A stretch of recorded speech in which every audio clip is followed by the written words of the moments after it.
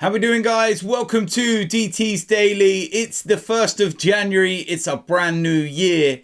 And today we're going to be talking about wins for Tottenham. We're going to be talking about wins for Chelsea.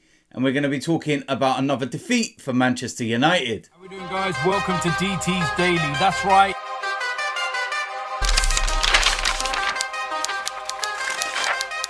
So, like I said, it's January the 1st. It's New Year's Day. And to all of you that are waking up this morning with hangover, that went out, celebrated, whatever you did last night, to see in the new year, you might have been asleep. Who knows? But yeah, listen, it's January the 1st. It's a new year. 2024 is the first DT's Daily. And yeah, listen, there's been some big games over the course of the weekend. And it's an opportunity to look back at some of those games and see where we are in terms of the Premier League table. And of course, something that's very, very important is the transfer window has opened. So over the next month, I'm going to be going into detail of transfers, potential signings, actual signings, and possible departures from clubs as well. So when we look back at the games over the weekend, we go to Saturday. The first one was Luton against Chelsea. And this had pretty much everything. Now, Chelsea actually were 3-0 up in this game. And when you look at some of the chances that Luton had, you would have to say that was a little bit, fortuitous, shall we say, that they were so far, behind Chelsea. And they get a goal and they think they get a goal, back, and then it gets disallowed by VAR and they hit the bar and then they score and then another and then it's panic stations, and it's a really good game. Really good game. And yes, another home game for Luton, which they lose, but they've only lost by 1 goal. And if you look at statistically their record this season, they've only lost any of their home games by no more than 1 goal. So it's a tough place to go, Kenilworth Road. They make it very, very difficult. Everybody knows what Luton do. The way they get crosses into the box, their aerial threat, and nobody seems to be able to stop them. They're very, very good at what they do. So, yeah, listen, it's a defeat for them. It's a win for Chelsea, and that kind of cements their mid-table progression. Crystal Palace against Brentford. Big win for Crystal Palace. Elise with a couple of goals.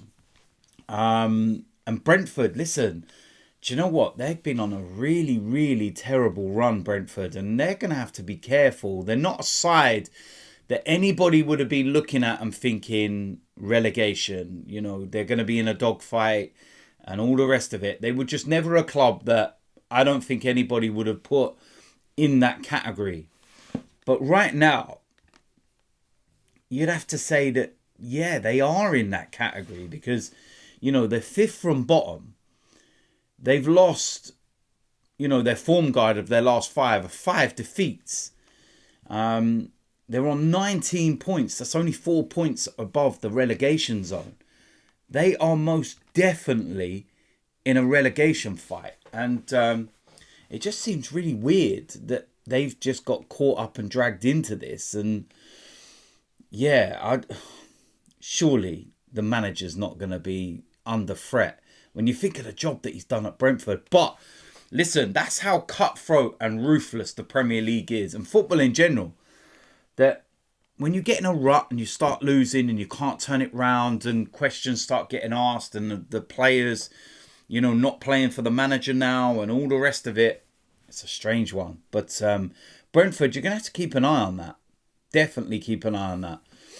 Manchester City, 2-0 winners against Sheffield United. Very comfortable. Knew it was going to happen.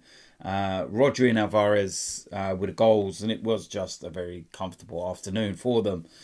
Aston Villa against Burnley. Burnley reduced to 10 men. It was so harsh. Really. And it's, again, we just talk about inconsistencies. And you see it one week and there's nothing. You see it another. And it's really... You look at the Aston Villa penalty in the last minute, it's not a penalty. If you're going by everything that you've seen of late, one game, prime example, in Bowles Aston Villa, was the penalty that was not given against Aston Villa against Gabriel Jesus. That was more of a penalty than the penalty that Aston Villa got. And this is what we talk about. And the inconsistency is that one week you see something given, the next week you don't, or vice versa. And you look at it and you just think, I've had enough of it. I'm bored of it, because nobody knows anymore. Nobody knows. Nobody knows what, the laws are, the rules are, it's just pathetic. It's just awful. And I'm bored of talking about it. But Aston Villa, they get the win, and that's a big, big 3 points for them. Wolves against Everton. I watched this game, and I'll tell you something. Wolves were excellent in this game. They could have had a lot more than 3 goals. Everton, poor. But Wolves, very, very good. And, they deserved those 3 points. But they could have had a lot more goals as well. Nottingham Forest against Manchester United. A win for Nottingham Forest. Another defeat for Manchester United. They go from the second half performance against Aston Villa to that performance against Nottingham Forest. And then you can go the performance against West Ham. And it's a never-ending cycle. They win a game, they think, oh yeah, we turned the corner, and then they go back round. It's like this merry-go-round. It's just constant. And you've got to ask, how long will Erik ten Hag be in a job? Nottingham Forest, good value for their win, to be fair. Even though Rashford equalised with about 10 minutes to go, and you're thinking, okay, they might actually go on and win this game. And then Gibbs-White, brilliant goal to get Nottingham Forest the victory. And one thing I will say in this is that Matt Turner in goal for Nottingham Forest, and how poor he is with his feet. I think you could see why he got sold by Arsenal, and that he was never going to be a part of what we want to do, because he can't play out with his feet. Good keeper, just not the modern day goalkeeper, shall we say. But Manchester United is another defeat for them. It's poor. Going into yesterday's games, Fulham against Arsenal, I've said all I need to say about that. It's just absolute abysmal performance from Arsenal. Fulham fully deserved the 3 points. Brilliant from them. The way they set up, the way they played, everything was superb. And fair play to them. They deserve the 3 points. Tottenham against Bournemouth. This was a comfortable 3-1 win for Spurs. Went into a 3-0 lead. Bournemouth scored late on. And Spurs are right in and amongst it again. It was a very good victory for them. When you look at the Premier League table, you've got to say that the top 5, it's so tight. There's 3 points between 5th and 1st. Of course, that may well change this evening if Liverpool beat Newcastle. But they sit top of the Premier League. Aston Villa in 2nd, mancity in 3rd, Arsenal in 4th. So how damaging that defeat, for Arsenal was. They stay in 4th when they could have been 1st this morning. It's that tight at the moment. And the overall form for Arsenal's not great, because that's 3 defeats in 5, only 1 victory. But then you look at Liverpool's as well. In their last 5, there's been 2 draws, 3 wins. So it's, nobody's consistently going on a, run of winning the last 5 or anything like that. Even Manchester City, in their last 5, there's been a draw and a defeat in there as well. So everybody is taking points off everybody. Aston Villa, their last 5, there's a defeat and a draw in there.